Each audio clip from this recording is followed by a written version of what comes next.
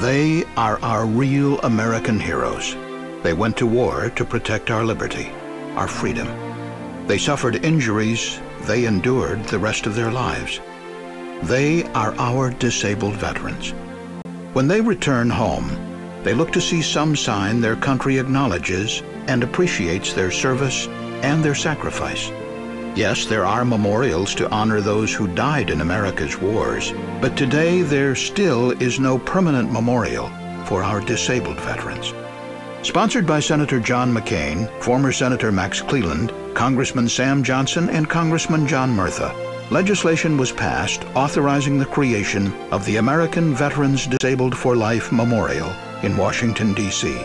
President Clinton signed the legislation into law in 2000.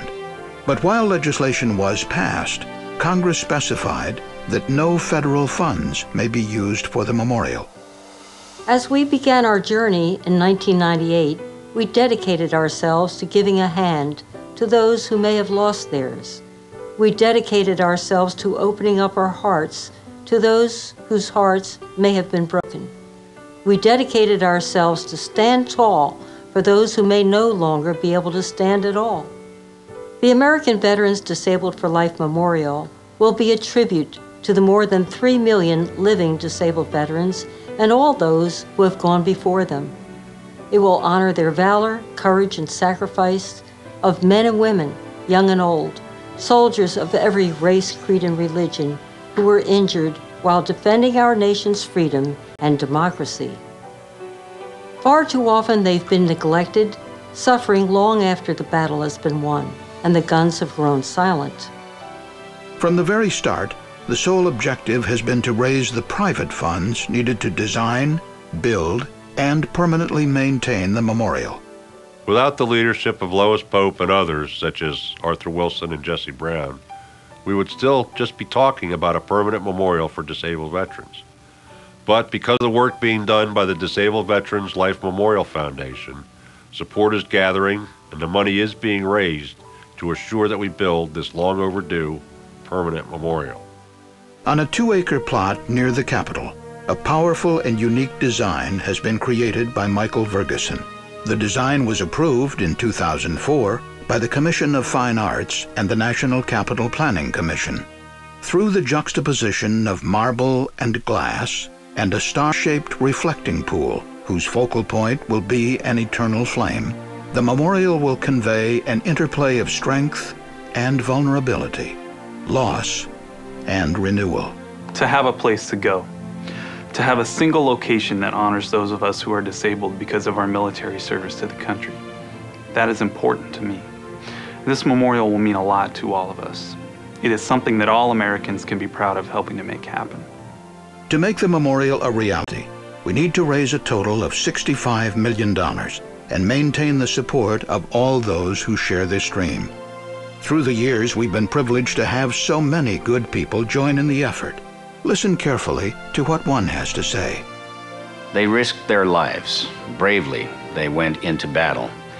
They sacrificed their own safety to defend America and our way of life. Because of their service, the country they returned to remains free and strong, much as they left it. Yet their lives are very much changed. They are permanently disabled veterans. Often they search for the best way to resume their part in our society. They look and hope for a sign that what they have given is recognized, is appreciated by all of us who have benefited from their service and sacrifice. Today, there is no permanent memorial to them, but we are all working to change that. The Disabled Veterans Life Memorial Foundation is leading the way to get that memorial built. I'm proud to be working with them to see that it happens sooner rather than later, that we raise the $65 million needed to assure these genuine American heroes are properly honored. You'll be seeing me doing what I can to help the Disabled Veterans Life Memorial Foundation. Hopefully, it won't be long until we stop talking about the memorial and start building it. This memorial, I feel, is one that's based on people that are still living. A lot of the other memorials are memorials of people that have passed on, that have served our country. To me, this memorial is dedicated to the people that have served our country, that have lost parts and pieces, and that are still alive. These unsung heroes have taken bullets for us, and it's time to have a permanent memorial in Washington, D.C., in the full view of the United States Capitol to honor these veterans. It will serve as a reminder and educate this generation and future generations that freedom isn't free. So it's time that the more than 300 million Americans give something back to the more than 3 million disabled veterans, and counting every day, who have given their all for our country.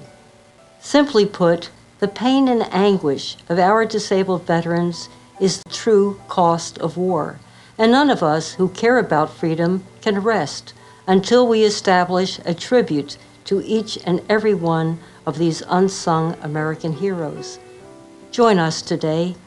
Make our vision of this memorial a reality, and please give something for those who gave us their all. Let them be unsung no more.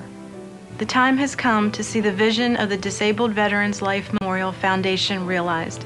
The time has come to get the memorial built. A permanent memorial near the Capitol in Washington, D.C. would mean a lot to all of us who have served and are disabled.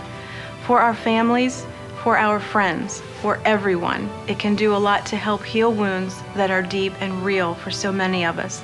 I know I'll be there the day it opens. So will a lot of us. This is a debt all free Americans owe. It is time to do the right thing. It is time to build the permanent memorial to our disabled veterans. We invite you to join us.